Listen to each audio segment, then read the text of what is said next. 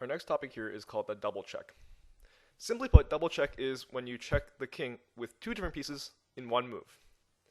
This is very similar to discover check because the only way you can check the king with two different pieces is for you to create a discover check, and the other threat that you create with a discover check is another check. Now, once again, this might seem a little bit confusing, so let's look at the position to show you how this works.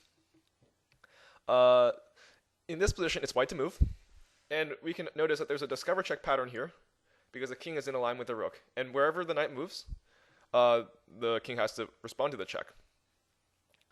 So the idea is here that if we play knight to d6 or knight to f6, both ways here, we check the king with two different pieces, right?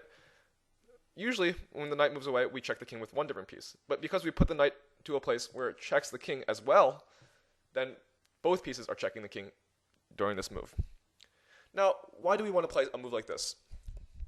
Well, when you do something like this, normally two solvable check threats cannot be solved by the usual methods. For example, when you usually have a check, there are usually three methods that black can solve the check with. He can either put a piece between the checker and the king.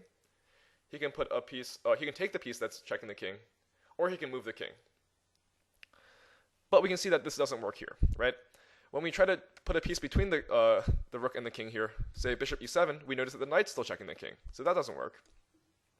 If we try to take the knight that's checking the king, we notice that the rook's still checking the king, so that doesn't work.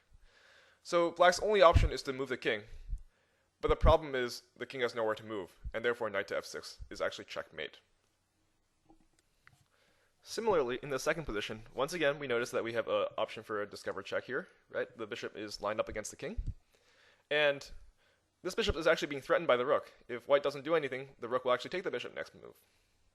So, of course, white can play something like rook takes f4, winning a bishop, but the best move here is actually to play rook takes f8.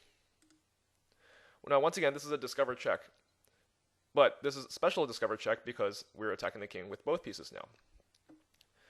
Now, the rook can't take our rook because the bishop's taking the king, and we can't take the bishop because the rook is still checking the king.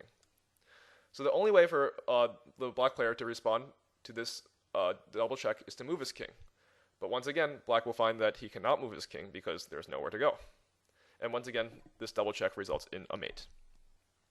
Now let's look at this position, which is number 4 on your worksheet. Black here obviously has a big material advantage. He has two exchanges. He's up 2 exchanges. Remember, the exchange is a rook for a minor piece, so a rook for a bishop or a rook for a knight.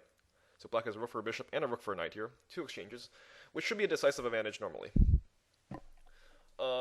But white here has a nice trick that he can use that will perhaps save him the game. Now, first of all, we notice that the bishop here is lined up against the king, so we have discovered check ideas. But I must warn you that if you try some discover check, for example, if you try knight to e6, after b6, and you can take the rook, the rook takes back, black is still up material. Black has a rook for your bishop. Black is still up in exchange, and this position is perhaps still winning for black. If you want to try double check like that does this, right, then the thing is you can still win the exchange, but remember black is up 2 exchanges. So even if you do this, black is still up material. So if white wants to try create anything here, white needs to find a way to win the game. Now this is where the second double check comes into play. Knight to c6, king to a8, there's nothing really that you can do after this. There's no follow-up. But with knight to b5 check, remember in a double check, the king must move. So here the king can only go to a8 square, right? Remember that the a pawn can't take the knight because the bishop's attacking the king, and the rook can't take the bishop because the knight would be attacking the king. So black's only choice is to play king a8, and then simply white can follow this up with the move knight to c7 check. You should notice that after knight to e6 check, if black indeed plays king a8, that will be a blunder because then white can play knight to c7 mate. But the problem is knight to e6 check is not a double check, and black has 2 ways to get out of this. Black can either take your bishop on f2 with check, or he can play the move b6. Either way, you will not have a checkmate here. Our last example is number 5 on the worksheet. If we take a look at black's threat in this position, he's threatening to take our bishop with check. So normal discover checks here would not really work. For example, if we tried to play rook to e6 check, he would just simply take our bishop. So here we try something else. We try the double check. We double check with rook 4 to e7 check. The idea is that we double check with the bishop and with the rook. So even though he can take the rook and he can theoretically take the bishop, at this point he can't do either, because no matter which one he takes, the other one will still be giving check. Remember, the beauty of a double check is that it forces the king to move. The only choice to get out of the check is for the king to move to a different square. There's no other way that he can stop the double check. So after rook 4 to e7 check, the only square that the king can move to is king h6. And now can you find the checkmate? It's right here. Rook h8 checkmate.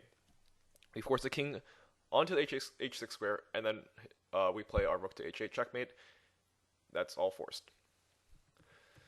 The point of the double check, once again, is that you check with two pieces at one time. So he can't solve either of the checks with interposing a piece between the king and the piece that's checking the king, and he can't capture the piece that's checking the king either. He can't capture either piece. Therefore, when the king moves, the king will be forced to move to a square that he doesn't want to move it to, which will result in usually a checkmate or winning of material.